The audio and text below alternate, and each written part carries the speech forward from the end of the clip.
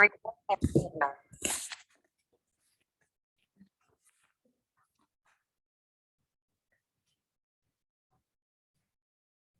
Mary, cute hair. Oh, I think you're muted. Yeah, thank you. I just got it chopped off. It was time. So I did it about a month ago, and I've already had to cut it once. It's like I haven't had short hair since I think I was like 20. So yeah. Everybody who tells you that your hair, when you get it cut short, is less work is lying. Hence why I haven't cut mine in 4 years. So I'm getting to it soon. I'm getting sick of it, but yeah. It's nice though. Once you get used to it, it's, hey, this is great. Mm-hmm. Hello, everybody.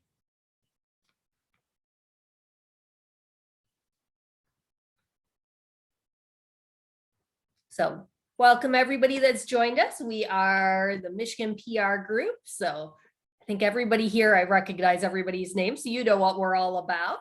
So I'll toss it out to the group first. We're just having a roundtable meeting. Does anyone have any questions for the group?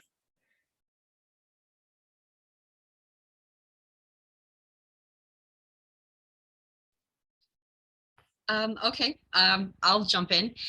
Does anybody here have the Orange Voice Savannah software? You do. You do.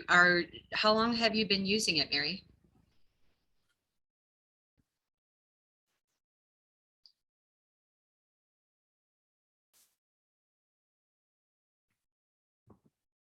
Oh, Mary, I think you're muted if you can hear us.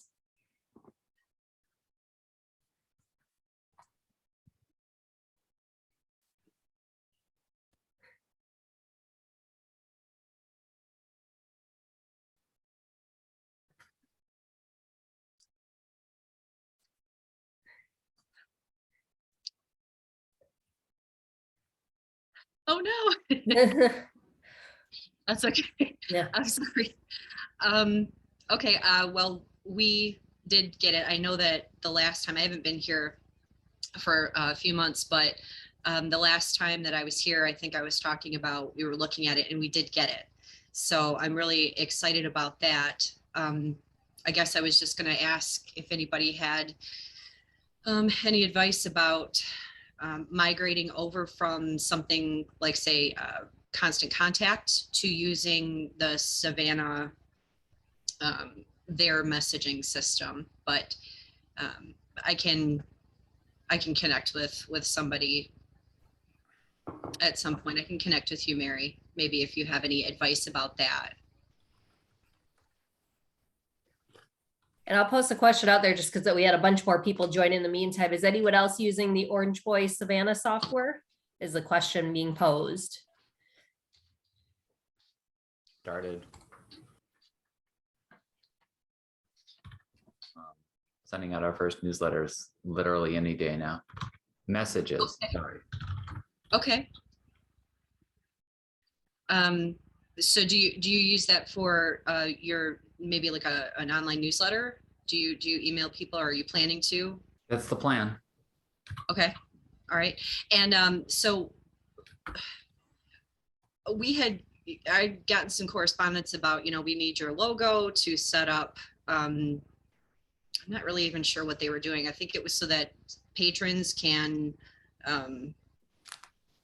sign up to get your newsletter through them. So have you done any migration center is what they call it. Okay. How did that work for you? Because I sent that to him several weeks ago and I haven't heard anything back. So where is that getting in? Like, how do you start using that then? Is that something, I'm not really sure what I'm supposed to do next. It might take up too much of our meeting time. I'd love to connect with you and talk to you about it. Okay, we'll do that then, Jeff. Absolutely. Yeah, thank you. And then Mary from Grosse Pointe also put in the chat that they've switched from Constant Contact to Savannah 2 years ago, and she put her phone number in the chat for you there. Thank you. Thank you. Yep. I'm going to put my email address in here.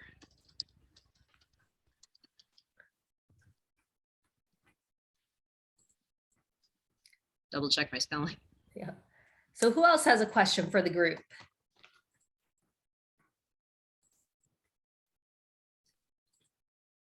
This is actually related, but at Farmington Community Library, we use Constant Contact now, but I'm looking to move to a different software and I haven't heard of Savannah. Do you find it really useful? Like, what is kind of some feedback that you've heard from your staff, or if you're really primarily the ones who use it, how do you like it?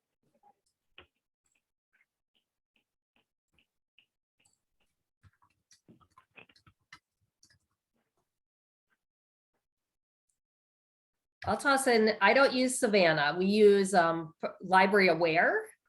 Okay. And we've switched with them about a year and a half ago from not having a great e-newsletter. And I do like them. What I like is you can have unlimited people. So we did an automatic opt-in and where people could opt out on their own, but we have about 30,000 people on our e-newsletter list, and it's the same price whether you have 300 or 30,000. So, and they have a lot of cool other functions, and they were the best price that I found too. So is there a limit on the number of emails No. you can send? Okay. Nope.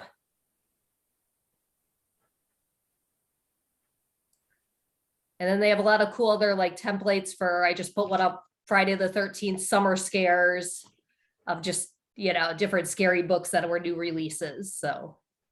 Gotcha. Thank you.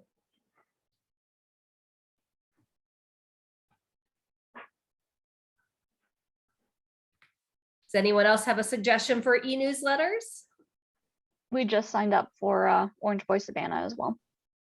So no new experience with it, but I, after a lot of investigation, research, and talking with other libraries in the area, it really seemed to be the best option for our community and our team. I believe they also allow unlimited emails and lists.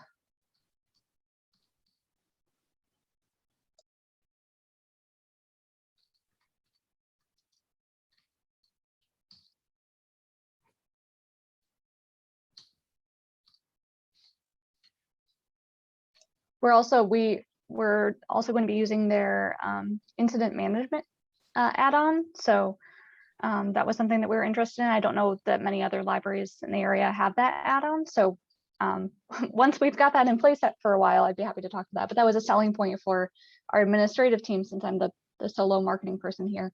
It's nice to have some other features to be able to sell to other staff. And they have, of course, really great analytics as well. Sorry, say the name of the add-on again. Incident management. Incident, okay. So we have I think we ordered their ticketing add-on and their GIS mapping. We're not doing the philanthropy center base. It was the only one that we didn't feel would be worthwhile for us right now. Yep. So all the people that are just starting out, I love it. Once you get a few months under your belt and feel for it a little bit, if you wouldn't mind, giving a little short presentation to the group, I know I'd be interested in learning more about it from a real life perspective instead of seeing, always the demos that the company will give you.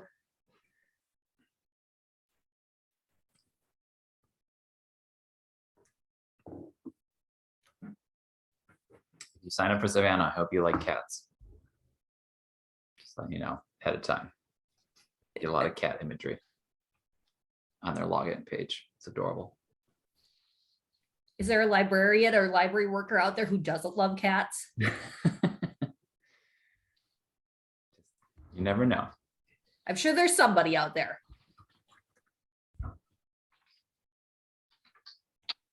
So how's summer reading going for everybody? Is everybody all set?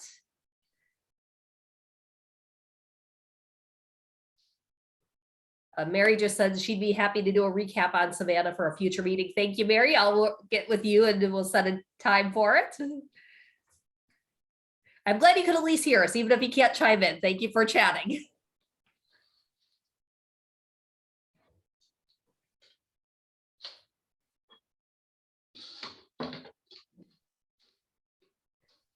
Does anybody got any cool summer reading programs or promotions going on that they'd like to share?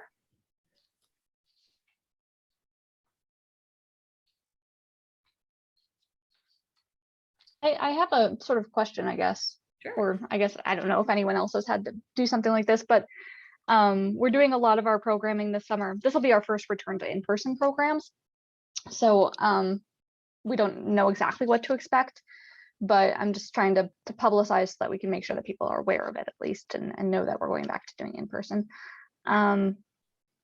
We're doing a lot of this stuff outdoors. So we're putting a plan into place for inclement weather. And I don't know if anyone else has any sort of procedure for when to determine whether or not to cancel an event, but we're looking for something like that so that we have something that we can point to and say, okay, you know, there's thunder outside, we're shutting it down. Or it's enough rainfall that we want to shut it down a few hours in advance or something like that. Because we want to give people enough notice. A lot of our events we're not requiring registration for. So, and our website is not in great, it's something that we're working on changing over the next year. So it's not like a go-to place for people who might be checking to see if we've canceled it. So right now we're just referring everyone to our social media and to our phones to see if anything has been canceled. So I am starting to plan out social media posts because I'm going to be on a vacation for a few weeks this summer. So I want to make sure that everyone else is prepared to, yes, it's my honeymoon. So I don't want to deal with anything.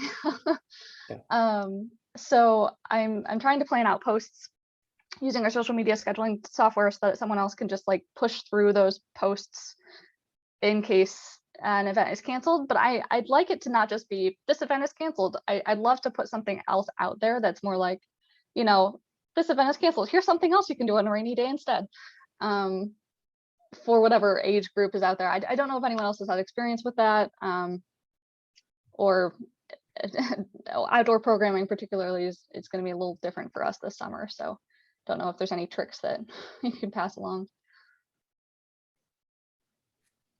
Well, we kind of did that last summer. We had programs that if they were canceled, they were just canceled. We didn't have an indoor space to move them into. And we put in the publicity. I think we made the call 2 hours beforehand. You know, we told when we'd make the call. Thankfully, you know, we could refer right back to our website, and knock on wood, our big programs, we never had to cancel one of them. We lucked out, but I think it's because we had the plan in place. Had we not had the plan in place, they would have all been canceled. And this time we're doing a lot of outdoor programming, but we are having our indoor spaces be our rain spots.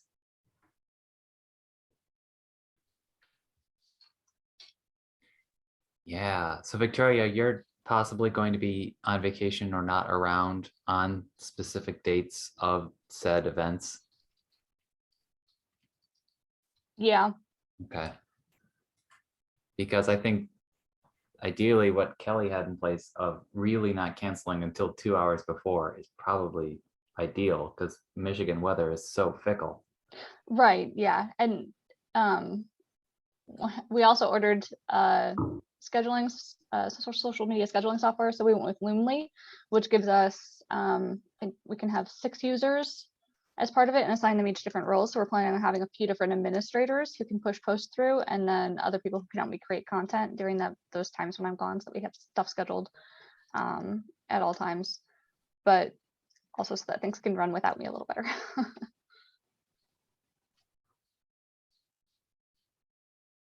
I understand kind of the struggle because we're kind of in an intermediary place with our website right now too, where we've got plans to just completely redo it.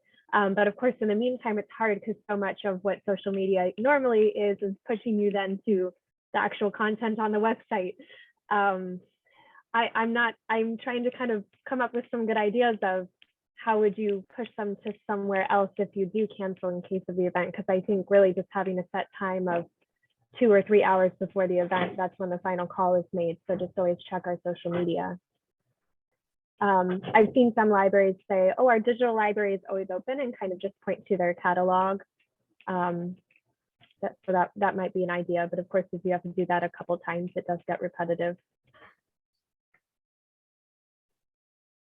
Victoria, This is Trevor from Oak Park. I'm wondering, because I mean, communicating with patrons last minute is always like a huge challenge for us anytime. I'm thinking, I think you mentioned that these programs, a lot of them don't require registration. Yeah, well, that's another part of our website redesign is that we're also working on changing over our event system, and we were hoping to have it in place before the summer, but the timeline has just taken longer than we want. So now we have everyone, because we had a system in place during the pandemic when everything was virtual. We had like a system that our IT administrator had built up on his own. And so now we're moving away from that back to using Sierra for our events, and then we're going to be switching over to another system after this quarter. So we don't want to emphasize it too much because I know my instinct would be just to have everyone sign up like for an email system, not registration required, but just if they are interested in it, they can sign up to find out about events. But right now you're required to put in your library card number, and there's it's not an easy system to navigate. Okay, because I'm in a very similar situation as both of you, both Sarah and you, Victoria, because our website is also like complete junk, and we're redoing it right now. And so we have to rely on something as basic as Google Forms, because I mean, I'm thinking the easiest way to, obviously communicate with someone last minute is via email if they have to sign up somewhere. And we have to rely on Google Forms, and it's not my favorite, but it works okay for the time being. And I mean, maybe if you're concerned that you wouldn't be able to reach people and they might be upset if you did something last minute, I mean, maybe requiring registration for maybe your larger events where you would have a larger group of people that you would really need, to communicate with last minute. That's kind of what I was thinking, because I worry about that too, especially if I was gone on a beach somewhere. And then you don't want to think about angry people who are like, I didn't know. Right. And then, the people at home or, the staff at work would be able to at least email those people specifically for that event. Victoria, is it also an option to just make that very overt in your marketing? These events are outdoors. Yes, we have been. In our newsletter, which is coming out end of this month, I just went to the printer and I have it on literally the top description of every page and inside every single outdoor event. Right. Just because I'm so worried about that coming back negatively for us. So What about, do you have like an email newsletter list that you send out? Can you just we blast? do. When we switch over to Orange Boy, we're talking about doing, we're in the middle of that transition right now too. And our current email list through Constant Contact, it's an opt-in system, and we only have, and it's through an opt-in system through like a separate page on our website, not even when people sign up for a library card. So we only have like, I think 3,000 people on our programs list. And the open rates and click-through rates are very low for those. So I'm not optimistic that would really help. I mean, it's certainly something we can do when we cancel things, especially for our youth program e-newsletter. I think that one's going to be a good bet, but yeah, I would highly suggest putting that right on your library card application as soon as possible, because it does take a long time to build. Mm-hmm. Yeah. But it seems like, look, if people find out, okay, so if all of your marketing, your posters, your flyers, whatever, all say that you have to go to our social media account or call us to check in case of inclement weather, and the patron decides not to do that, there's literally nothing else that you possibly can do. So if somebody shows up and they're angry, have you experienced that before? Is there maybe some anxiety over a past experience? There's a lot of, I'm getting a lot of anxiety from staff about it and how it's going to be handled, especially the frontline staff and people who run the programs. Particularly, I guess the last time we did some outdoor events here was a long time ago, and We had people complaining that the grass was wet and that there were bugs in the air and that like we didn't take care of these things beforehand. So I'm very clear, at least we know that that's going to be a potential reaction of people. So I'm very clear in all the marketing materials, please bring a blanket to sit on. This event is on the lawn. Like, be prepared, but we'll see what happens. Hopefully it takes some of the stress off our frontline staff, but yeah, I Also- think they're just concerned that we'll get some of that. Hopefully people aren't disappointed that your learn how to paint class that was outdoors is canceled because there's 3 inches of rain, lightning, and tornadoes. How dare you not continue with that program? Yeah, and it's tough because we don't have plan B for a lot of our, especially our speaker and presenter events. So if those can't happen, and those are things people might get most excited about because that's what we're pushing hard, because that's what we're paying for, then there might be some disappointment about those things just being canceled, but we'll So you see. don't have community room space that you can move people into? They're talking about it now. Our whole timeline for summer has just been very different than every other year. Normally we have this all planned a year out in advance, I've been told. But because of the time when our administrators decided that we could go to in-person events and the time that was finally communicated to the frontline staff who plan the events, things have just been very rushed with that process. So I think they're trying to find backup plans for a lot of things right now, but I don't know what those are yet. And I have to start planning out some of my communications and messaging. So Well, Victoria, I just give you full credit between all the changes you've got going on and then planning a wedding. You have my, I know a I round was of applause actually for you. I am enrolled in a grad school program right now too for my MLIS. And I had to take a pause on classes for the summer because I was like, this is just too much. Yeah. Okay, who wants to start the GoFundMe for coffee for Victoria? Yeah. Starbucks cards coming your way. I was just gonna say, you can write everything ahead of time, post signs, it doesn't matter. There's always gonna be somebody that doesn't read it or is gonna be upset. I mean, I've been told so many times, just make this sign bigger or whatever, I've watched people literally walk into closed doors when we were closed, even though there was this giant sign on the door saying we were closed. They just walk right, literally into the door. And then we're angry about it. So I sometimes just feel like we could do the best laid plans and it doesn't matter. There's still going to be people that didn't read it are still going to be upset. We try to, we have story times outside and, sometimes our backup is we always just have something, some kind of, really easy to put together, like craft project or something available in our children's room so that if they decide to come in, there's something else to do at least. And then we have story times that were pre-recorded on our social media that we direct people to and saying, if you're still looking for a story time, check out one of these. But that's about the best that we can do. Cause yeah, we do the same thing. We put it all over everything saying, weather depending. And you think that if it's thunderstorming outside, people go, oh, it must be canceled. But, No, that actually having, like a little craft or something, or even a grab and go for people, because then you can keep them, they're Yeah. all backed up already, and then staff can just come out and grab what they need.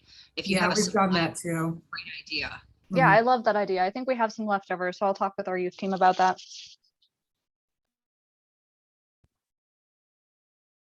Yeah, I agree. I've also seen people literally walk to the door and then like sitting there staring, why isn't it opening? The big sign right there says either the hours or that we're closed for whatever reason. I think people read signs less at a library than they do at other places.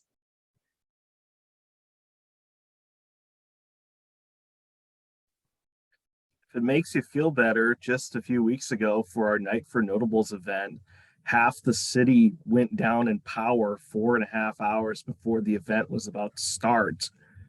And we were scrambling to try and figure out what in the world we were going to do with a building that only was on generator power. So luckily it came back on about 2 hours later, but 250 people were coming to the Library of Michigan. Caterers were coming, other different things were going to be having to take place. Bathrooms didn't have lights on. So the thing where Jeff is talking about tornadoes and windstorms, we came pretty close to experiencing that. It will happen. You just power through it, and you get and there's no way to find perfection. You can only control what you can control. And also, Victoria, I feel like we've probably talked about this a little bit before, but I think sometimes we as marketers feel like it's our fault, even if we don't have control, like we didn't send out enough messages, we didn't have the wording exactly right, we missed something. So therefore, if not enough people came to an event, or if an event was canceled and people show up and they're angry and frontline staff gets all upset, somehow that turns around and it's us that did something wrong. And that is absolutely not true. So you have a lot going on. I've been in your situation before, and especially, you know, with the honeymoon, it just, and school, you should take a deep breath and realize that you are putting in enough effort. You care, and staff will see that. You've got to get to a point where it's like, I can only do what I can do. I cannot literally go out to people's homes and drag them out and make them attend something, or stand out in front of the building with my arms raised, say, we're closed. You know, I can tell that you're good at your job by the way that you speak. I can tell. So take a deep breath. Some of the things that we've talked about here, having these alternative plans, those are really going to help. And go enjoy your time away and don't think about work. As my boss says, don't let the perfect get in the way of the good. Good is good. Perfect is ideal, but you know what? It's not the end of the world. I actually have a suggestion going off of everybody's good advice.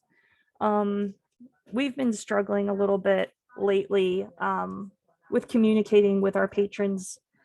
Particularly, we've been working on a process toward building a new library. So it's very specific things that we do know are happening in very specific ways that we can say it. And I can't always be there to interact with the patrons. So what I've found, Victoria, is that as long as the things that are marketable, or that you've made materials for social media posts, are all consistent with your messaging. If it's the staff, the frontline staff, like you mentioned, that are worried about how people are going to react, what I've done in terms of, because we've had our staff that have been worried about how they should answer questions in regard to our new library process. And what we've done is we've created like a cheat sheet for them. So when they get those questions, they know what to say or how to respond. And you could similarly create one that says, you know, when you get a patron who's maybe upset that a program is canceled, you can list all the things that you've done, because we know you've done the work up front to inform people of what they need to do when a program is canceled. List all those things so that the librarians or the circulation staff or whoever it may be is ready to say, oh, well, did you check? We had it here, or we had this, and kind of hopefully diffuse the situation, and they'll feel more comfortable having that resource. Thank you all. This is great advice. So I have some good places to go next.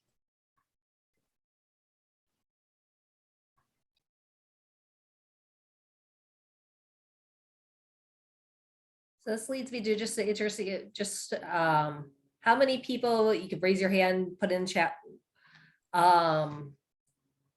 Who are doing in-person programming, who are still sticking to virtual, how many are doing outdoor, indoor, what's everybody up? What level are everybody at? We're doing all of it. In person, a lot more in person this summer. So that'll be good to see. Outdoor, a lot of outdoor stuff. And we'll still have some online options for people. And we're trying to live stream our bigger programs so that people can see those if they're unable to attend author visits and things like that. We've had some success with that so far, and we're investing, putting better camera and audio equipment, things like that in our auditorium spaces so that we can continue to do more of that. We can't do every program live stream, but some of the bigger ones, that we can. So we've been doing that, and that seems to be working really well. It looks like, looking at the chat, everybody, it looks like most people are doing a mix of everything. And a lot of outdoor events when possible. And that's kind of what we're doing. We've got in-person for adults. We're doing kids stuff outside with but this time having a backup of the in-person or in our meeting rooms, so. Can I ask Jennifer a question? Because she works for DPL. Yeah. I've heard rumors, but not actually done any homework as to when a lot more of the I DPL know branches those are. open. Would you mind just like sharing kind of what you know about that process? Because we obviously have a lot of patrons being on the board. Obviously. We will be opening more branches in the beginning of July. The goal is 11, but I understand that they're having trouble with staffing because not as many people that they gave insurance benefits to in order to keep them on the string are coming back. So we may not open all 11. There's a real reluctance to do a lot of in-person events, but obviously a lot of children's is, we've got the chair yoga. So we have several things, but everything is still up in the air. The commission is meeting this afternoon. I'm going to attend and see what I can find out. Okay, great. Thank you. I appreciate that. I'll report that back to my boss. Yes, and I'd be happy to summarize to the list if that would help, because, well, I don't know what I will actually find out at the meeting today. Well, good luck to you and to everybody at DPL. Thank you.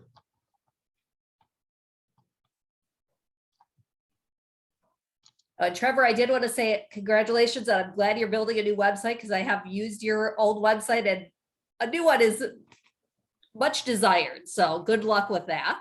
Oh my God, like, so Kimberly, our director, who has, many of you probably know who she is, she worked at Springfield for a long time, has built, many. And so we're actually gonna get, you guys, and this is gonna sound very 995, but we're gonna get our own URL for the first time ever.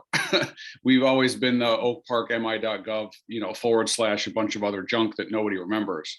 So we're actually going to get our own URL. It's with the city contractor, so it's kind of in line with the City of Oak Park's redo, because it's just, we're using, God, I'm forgetting the name of the company. We don't love that we're using them again. They do a lot of government websites. I'm sure one of you knows what it is offhand. But yeah, it's a long time coming. So, and it's a really slow process. You all know how it works. So, oh, it's Revise. That's the There's company. a couple that we put aside for Donna. Okay, all right. And then I ordered the one she. There we go. All right, who else has a question for the group?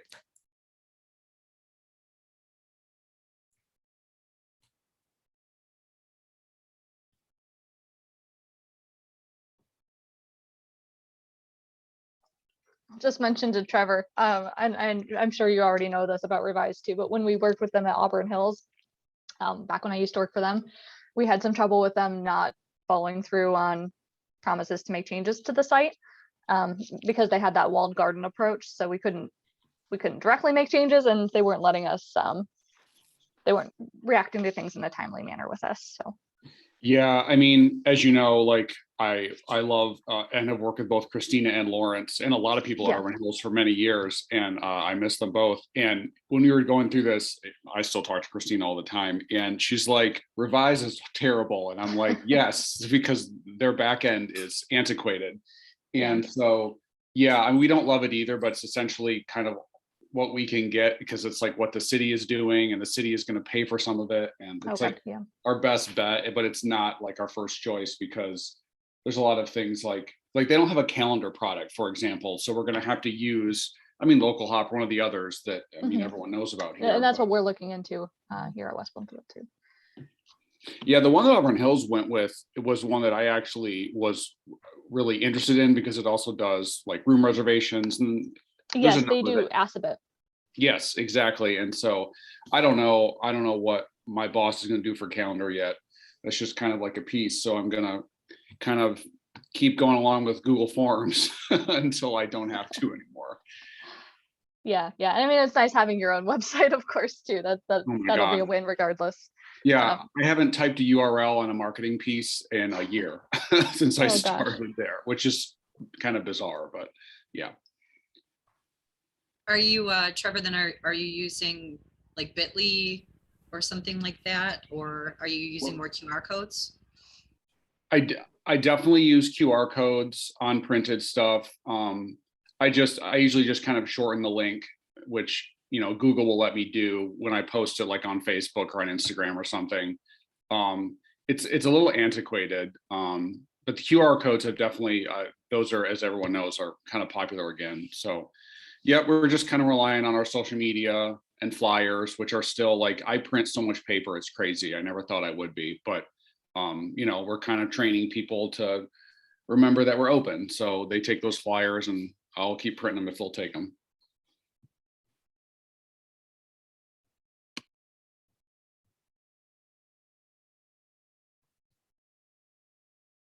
So that leads to an interesting question in my mind. Have you, especially since pandemic, have you shifted more away from paper, or is paper coming back in popularity? I'll speak for West Bloomfield uses a lot of paper marketing. And during the pandemic, we did switch to doing more digitally. And now coming out of that, everyone's been kind of like going back to reprinting the same old marketing. But I've been told that we're still doing less than we used to. And that might be more feasible now. So, you know, and we have an older population here too.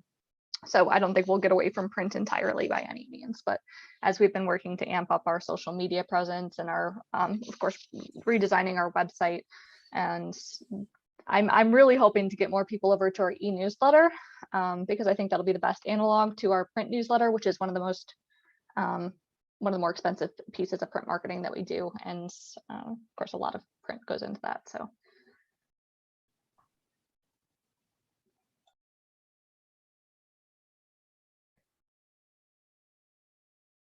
Say at Southfield, we've cut back on our paper. We're still using quite a bit of it, but not as much I find is going out the door. And I don't know if that's less people coming in the door, so less are grabbing it. But we've definitely kept up on the amped up e-newsletter, amped up on the social media, keeping those presences up.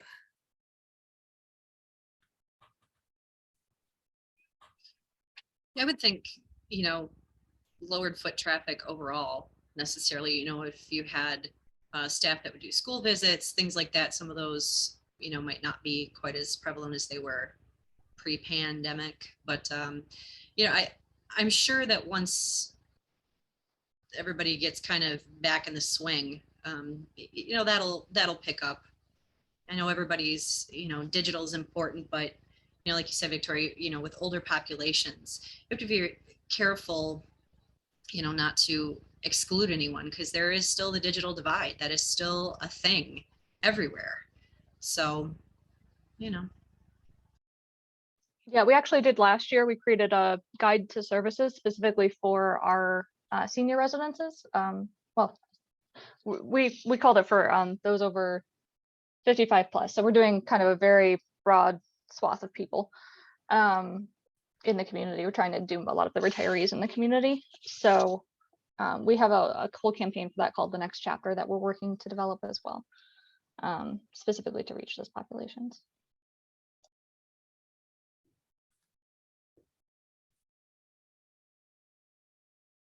You know, one of the things that I've done January recently, is our e-newsletter. And we do mail out to about 3,200 people. I think our constant contact has a little over 10,000. you know, open rates right around 30 to 37%. It just depends. But I noticed that how do you get people to go from, because we do have a library market website. We did that in 2016. So we have their proprietary registration system. And it's like, when you do require registration, how do you get people who are looking online to go directly to that event? Or if you have a block of events, how do you get them to go all the children's, or, you know, maybe they just want to look at all the adults. So I use InDesign for our newsletter, and I started doing hyperlinks, and it has made all the difference in the world. The reason why we have 37% opening is because I started using hyperlinks. I firmly believe that, because before that, I think we were right around, you know, 22 to 29, and now we're way past that. So if you have those capabilities, I highly suggest making your online PDF. If you have it in PDF form, put links in there that go right to your calendar. Because I mean, I try to think about it in terms of, if I'm going to look at an online newsletter and I have to then go to our website. So then I have to type in the URL, go to the website, and then I have to go to the calendar, and then I have to type in what I'm specifically looking for. Removing all of those different steps has made a huge difference. Oops, that's just a little bit of wisdom, I guess. Yeah, that's a good tip, because the easier you can make it for somebody to get from A to Z, the more likely they are to do it. I see Mary's comments, and I noticed on social media, Mary, that at Grosse Pointe, you guys were printing something that was your newsletter was being distributed in CNG News. So it's just, if you can comment, I guess, a little bit more on how that's been working out for you. I don't know if you've got some sort of a deal on. Yeah, is my audio working now? Can you hear me? Yes. Yay! Okay, yeah, we used to, let's see, CNG News does the Grosse Pointe Times, and it goes in every household. And I had to switch up the paper and do a little different format, because paper, I'm sure you all know, has gone crazy expensive. So we insert it in 3 times a year, and I think to print it and insert it this time with the new paper and the new format was maybe $3,500 total for, you know, like 20,000 copies. It was really a deal. I mean, I thought it was so cheap. I was like, shoo, sign me up. So we did a little bigger paper so it sticks out of the edge of the newspaper, because before we were doing 8.5 by 11 on glossy paper, and it was an insert. But sometimes, at least for me, when I get stuff, I just take the inserts and throw them away, you know. So at least this way it sticks out and you're more inclined to see it and notice that it's in there. So this is the first time that we did that, and it's, I mean, we'll see how it goes, because we just inserted it last week, but it's a great way to reach every household, and it's very reasonable. You know, the price is very reasonable, and we've been doing it. Well, let's see, I've been here 4 years, so we've been doing it for about 4 years, and we always just do three issues a year. So, Thank you. Yeah, we do 3 too, and I know Yeah. that the price has been going up, and we've had Yeah. some other local magazines and stuff offer to help us put it in as like part of theirs. But I like the idea of it being still a separate entity, so that we're not as Right. dependent on those. And then I promote it in my e-newsletters and in social media, saying, you know, be sure to look for this in this week's copy of the Grosse Pointe Times, you know, with a picture of the cover, blah, blah, blah, just to try and get people to, because they don't remember, you know, like you guys were saying earlier, you can tell them 50,000 times with signs and whatever, and people forget. So you just got to keep telling them over and over again.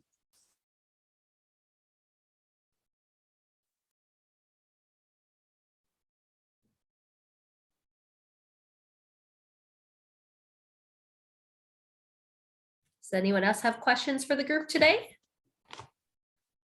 Well, one thing that I kind of wanted to ask about that is kind of a bit more to the group as library staff. So right now we're sort of almost halfway into the Michigan Notable Books author tour. And I kind of wanted to just ask a couple of questions related to that. One, for anybody who has already hosted an author, like how did it go? For anybody like upcoming and also who has also hosted an author, have we provided enough types of things to help with promotions?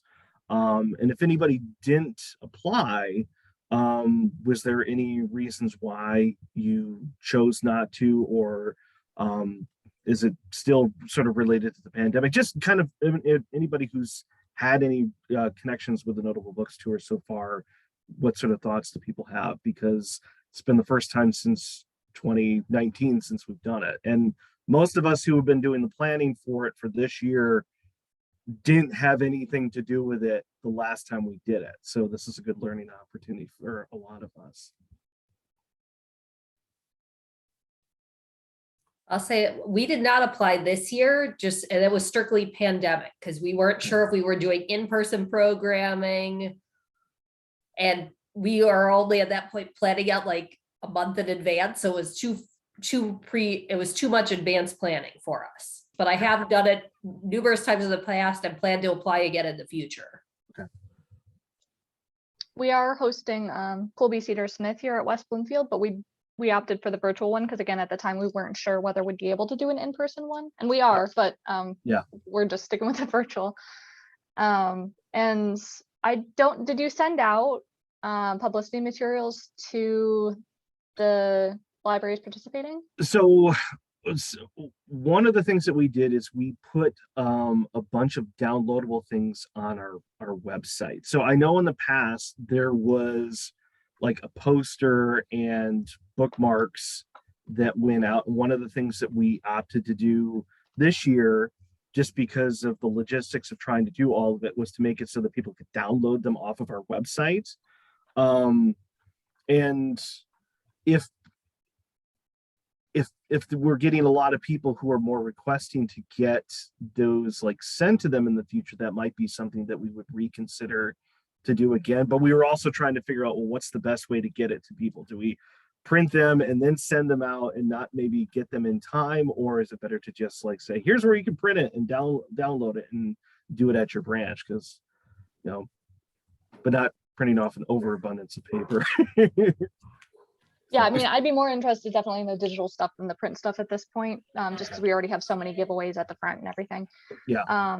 But I can poke around a little bit more. I didn't know that you had materials stored on your website for that. I usually do try to check websites, or I ask all staff who do programming to forward me emails with any publicity materials that they receive. And I haven't for that event, but I know you guys have also been posting about it, so I've just been resharing stuff from you pretty much, which makes it easy for me. Yeah. So I just put in the chat where that is on our website. And I know the label isn't best because it says downloadable. What is it that it says? Social media graphics, but there are some other things like posters and bookmarks that we put on there too. Great, thank you. Yep. Adam, is the librarian's name, I want to say her name is Mary at LM, that I've been corresponding with, and she's been great. Indy? Oh yeah, that's Indy Babarskis? Yes, that's her. Yes. So yeah, Mindy was great. I think I must have requested the poster for Notable Books because I think they sent me that. And the graphics I did use when I was making the digital asset. So I mean, you can tell her thank you for me if you see her.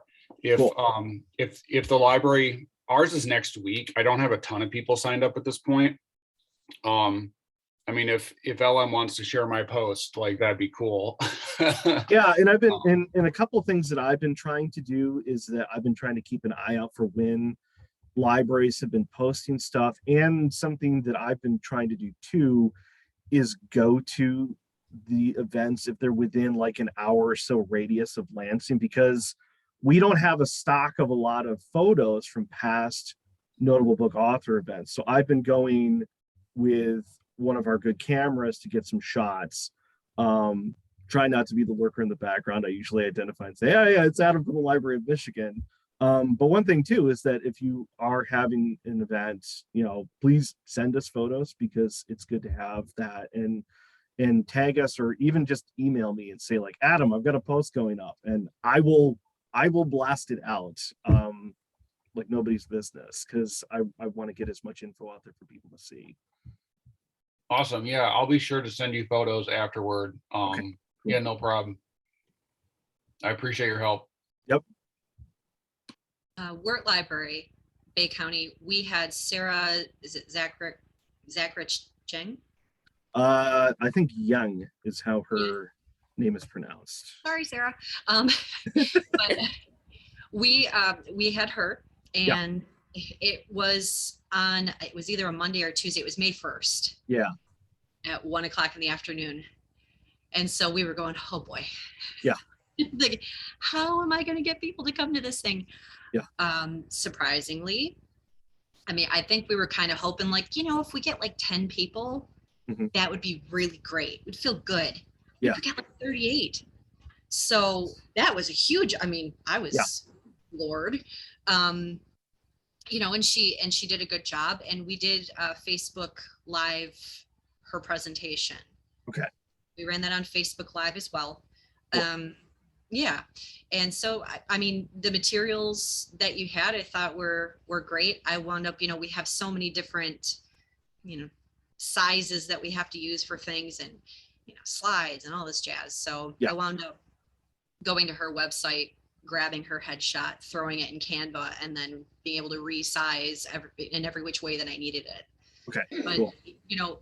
The posts that you do have, where you had all of the books, I think, some of those graphics, I did share it as, hey, we've got this author, and, so that was really nice to have those to share as a leading up to, until I had all the information. Cool. Yeah, I did go to one visit where I will say I was the only person for the first maybe 20 minutes of it. I won't say what library and what author, because I don't want to embarrass anybody. And it was just really weird that I was at another visit within a day or so of it. And I will say where this was at. This was at Frankenmuth, and they had Jim Balone, and then Dave McVeigh, who lives in the Philippines, but every one of them he's been doing virtually with Jim. And it very much was like this Abbott Costello kind of interaction, which was great. And there was like 30 people that was at the Frankenmuth one. And so it's been sort of a mixed bag. The Vermontville one I went to just a couple days ago, there was maybe about 15 people but which was great for a small little town like Vermontville, which has nothing other than, a gas station and a few other things in the library, and that's it. So I do find that author visits are difficult. Yeah. You just don't know. You never know. And it feels like you can do the exact same thing, get 100 people for this one and 2 people for that one. And it's as a marketer, it's so hard to predict that, you just do what you can. But yeah, it's really a gut punch when you don't get enough people. It makes you feel horrible. No matter what, like if anybody does have feedback in any connection related to the program, let me know, because like I said, many of us, pretty much everybody except for one person who's been helping with this year has not done it before. And so we know how things were done in the past, but we want to evaluate as we're going throughout this year and at the end of it, so that in future years, and especially when we're a bit more into that position where people feel more comfortable to do in-person programs, that we're supporting in any way that we can. So in fact, I will put my email address just in the chat in case anybody does have anything that they want to send in the future. Well, I just wanted to make a comment that I want to repeat what what Kelly had said, that I didn't sign up this time for an author visit because, because of COVID, Mhm. not knowing. Yep. And we're a small library, so if you have too many people show up, it would have been, not social distance. But anyway, but the other thing we had the two authors of Lake Michigan Mermaid a couple years ago. And I talked to, I met Adam recently at Springfield, but prior to that, I had contacted him and got the Michigan Notable stickers. And we've been working on past year's lists and had a volunteer pull what we have. I mean, we don't have every single one. And we're adding the stickers to the book. So just something that we're trying to, help promote Michigan Notables. And we still have a few, I forget how many rolls of those medallions that we have left. So if you email us, we will, like Tina said, we will get the stickers to you. And it was great getting to meet you, Tina, in person. You totally surprised me when you came up to me. But it was awesome getting to talk with you. Was that a good surprise? I'm not sure. Oh yeah, because I had no idea because I was stepping back thinking you were gonna go by me, and you're like, no, I want to talk to you. I'm like, who are you? I'm not shy. Yeah, I'm not real shy. I like to network and meet people. And yes. So even though I'm not, marketing is like one small part of the job, but or actually, I don't know. How big is it, so and I wasn't hosting the event. I was just visiting at Springfield. So but John Smollins is a friend of mine, so anyway, so it was good to meet you too, Adam. So yeah, so and it was fun seeing the pictures on the Facebook page of your actual event at the Library of Michigan. So I was, looking for John and, looking to see who out, if I recognized anyone else in the audience. We took over 500 pictures during that event. We had 2 cameras going at the same time, and it was difficult to try and pare it down to even 100 that we posted. But we wanted to show, because it was the first time in 3, right, since 2019 that we'd even had that event. That power outage was not going to stop us.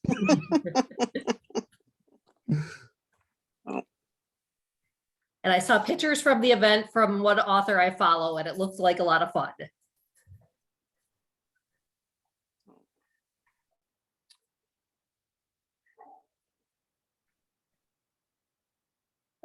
Well, thank you, everybody. Thank you for joining us for today's Michigan PR Group. We'll be back in June, whatever the 3rd Tuesday is. I'm pulling up the calendar right now to look because it will be June the 21st. So I'll see everybody then.